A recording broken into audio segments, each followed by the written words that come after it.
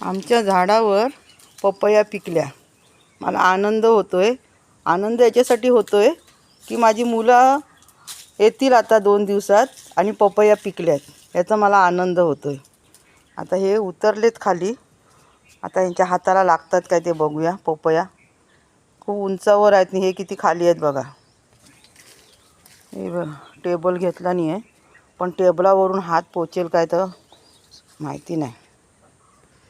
हे बघा कसं चढून वरती काढतात आहेत पपई. हे बघा,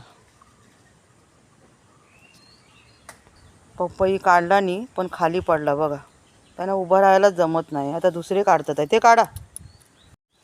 ह्या 3 पिकल्यात. हे बघा पिवलं दिसतात आहे तुम्हाला. आणि हा एक सगळ्यात मोठा होता. बघू वर करा हो. हे बघा हातातनं सरकला त्यांच्या. द्या इकडे. हे बघा आहे ना मोठा. आणि ह्या 3 छोटे आहेत.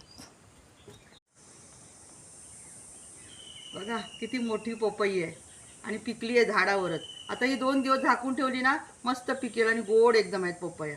वजन किती आहे बघा. ह्या 3 आहेत ना जरा छोटे आहेत पण पिकल्यात. हे बघा